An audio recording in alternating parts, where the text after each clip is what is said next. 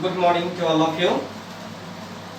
You are all most welcome in second day of grammar class. Tomorrow we are all trying to understand that what is countable noun and what is uncountable noun. कल हम लोगों ने गणनीय संज्ञा और अगणनीय संज्ञा को समझने का प्रयत्न किया। आज हम लोग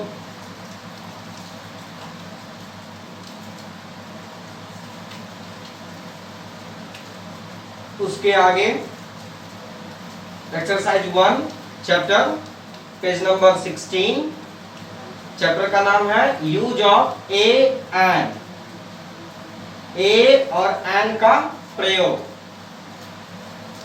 तो कल हम लोगों ने काउंटेबल नाउन और अनकाउंटेबल नाउन गणनीय संज्ञा और अगणनीय संज्ञा को समझने का प्रयत्न किया।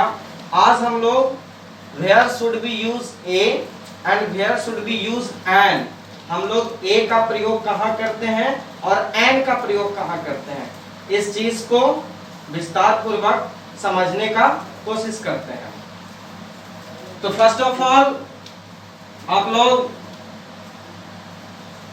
को मैं बता दूं कि ए का मतलब होता है एक और एन का भी मतलब होता है एक, यानी ए का मतलब भी एक और एन का मतलब भी एक। तो इसके कुछ नियम्स हैं, कुछ रूल हैं जिसको कि फॉलो करके हम जानते हैं कि हम ए कहाँ पे लगाएंगे और एन कहाँ पे लगाएंगे। आइए इसको समझने का प्रयास करते हैं। देखिए use of an, a an an का प्रयोग है ना, इसका इंग्लिश डिफिनीशन दिया हुआ है, हिंदी डिफिनीशन फिर मैं आपको समझाऊंगा। If any word start with या first letter is vowel then just before we use a an. आपकी जानकारी के लिए मैं बता दूं कि वॉवेल कौन कौन होते हैं। वॉवेल 5 होते हैं, a e i o and u. A e i o and u ये पांचों क्या है, वॉवेल है। तो इंग्लिश डिफिनीशन कहता है if any word start with या फर्स्ट लेटर इज वॉवेल यानी कि a e i o u then just before we use an, है ना। अगर किसी भी शब्द का शुरुआत, किसी भी शब्द का मतलब जैसे हम बॉय कैट फैट मैट बोलते हैं वो हो गया शब्द। तो अगर किसी भी शब्द का शुरुआत या उसका पहला अक्षर फर्स्ट लेटर, इंग्लिश बोलता है फर्स्ट लेटर, हिंदी है उसका पहला अक्षर स्वर मीन्स वॉवेल हो, तो उसके ठीक पहले हम ए एन का प्रयोग करते हैं। एग्जाम्पल देखिए, ये खाली स्थान है, यहाँ पे हमको लगाना है ए या एन, है ना। तो देखिए A double P L E Apple, Apple means save. तो ए पहला अक्षर इसका क्या है, ए। तो ए क्या है, वॉवेल है, वॉवेल से मिल रहा है। तो वॉवेल से मिल रहा है यानी इस शब्द का पहला अक्षर शुरू हुआ ए वॉवेल से, तो इसके पहले हम ए एन लगाते हैं। अब ये हो गया एन एप्पल, एक सेव। दूसरा उसी प्रकार है ऑरेंज, ऑरेंज मीन संतरा। तो इसका फर्स्ट लेटर देखिए क्या है, ओ। ओ जो है वॉवेल से मिलता है यानी ओ वॉवेल में है, ए ई आई ओ, है ना। तो इसके पहले हम ए एन का प्रयोग करते हैं। अब ये हो गया एन ऑरेंज, एक संतरा।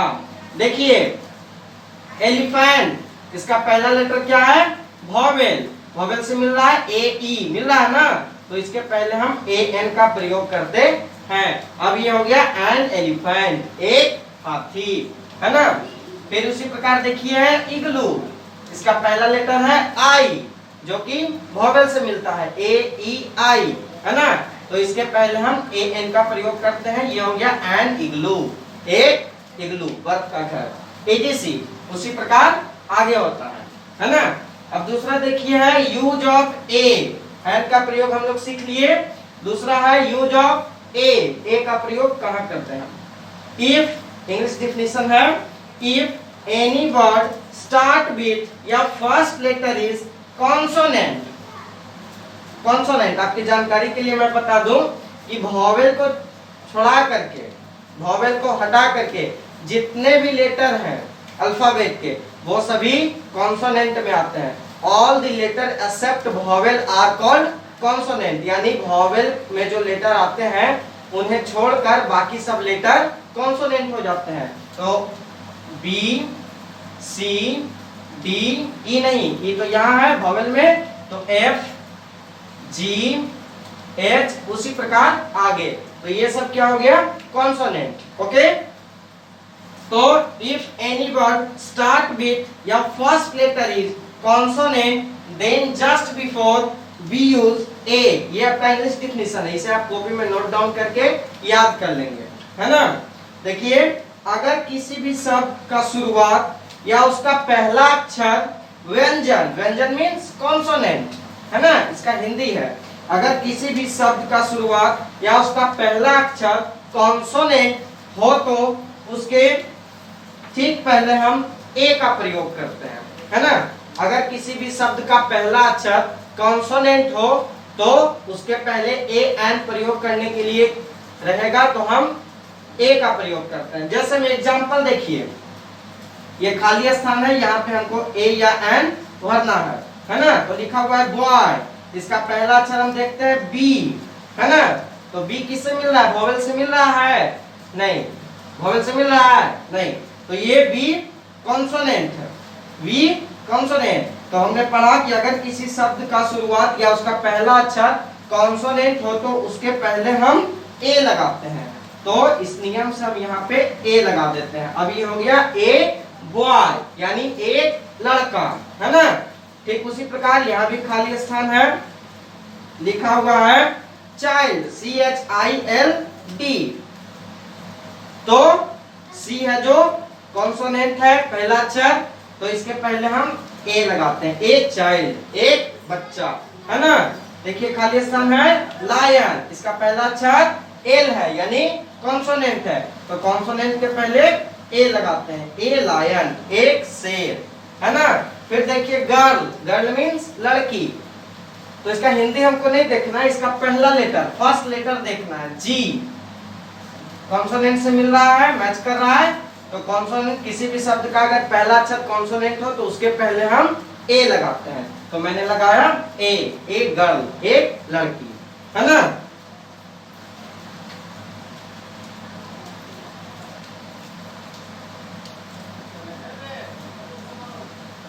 तो इसी के साथ आपका चैप्टर खत्म होता है। यहाँ पे आप लोग बुक को पढ़ लेंगे, ये इमेज आपको मिल जाएगी, तो इसे जूम करके कॉपी में नोट डाउन कर लेंगे।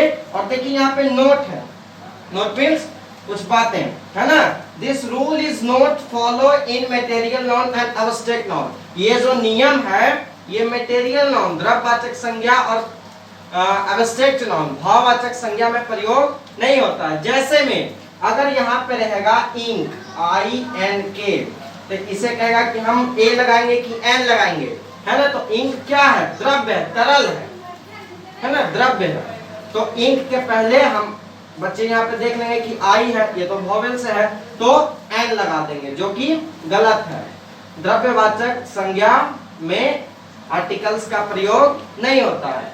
ठीक उसी प्रकार कॉन्सोनेंट में रहेगा वाटर, WATER, तो बच्चे देखेंगे यहाँ तो W है, यानी कॉन्सोनेंट है, लेकिन नहीं, ये द्रव्य है, तरल पदार्थ है, तो इसके पहले ना तो ए लगेगा ना तो एन लगेगा, कुछ नहीं लगेगा। तो क्रॉस कर देते हैं, यहाँ भी क्रॉस किए, यहाँ भी क्रॉस कर देते हैं।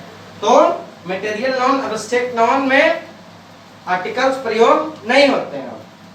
And this rule is very common rule, ये जो नियम है ये बहुत ही आसान तरीका समझाने के लिए, है ना।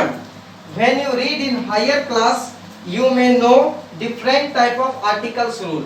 जब आप और ऊंची कक्षा में जाएंगे तो आप ये आर्टिकल्स जो है ए एंड द, इसके और भी नियम हैं जिसे कि आप ऊंची कक्षा में विस्तार पूर्वक अध्ययन करेंगे, है ना। तो आप लोग सभी इसे समझ गए, इसे याद कर लेना है। और होमवर्क में page number 17, you see page number 17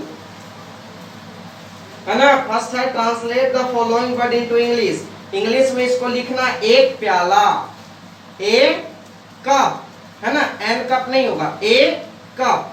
तो इसे बनाना है बढ़िया से, तो आप लोग इसे बना लेंगे और इसी के साथ आपका चैप्टर खत्म होता है। आप लोग पेज नंबर 17 को होमवर्क के रूप में बना लेंगे। और एक बात और मैं आपको बता दूं कि देखिए यहाँ पे एक लोगो दिया गया है और लिखा गया है स्टे होम स्टे सेफ, यानी घर पे रहें, सुरक्षित रहें। तो आप लोग भी घर पे रहें और सुरक्षित पूर्वक रहें और अपने बुक्स का अध्ययन करें। और एक बात और मैं बता दूं कि जो स्टूडेंट्स अभी बुक नहीं लिए हैं या फिर उनके पास बुक नहीं है, वो अपने पेरेंट्स के साथ स्कूल ऑफिस में संपर्क करें और यहाँ से बुक ले जाएं, ताकि आपके पढ़ाई में कोई विघ्न बाधा उत्पन्न ना हो। तो इसी के साथ आज के लिए गुड बाय, कल फिर नेक्स्ट क्लास में मिलेंगे।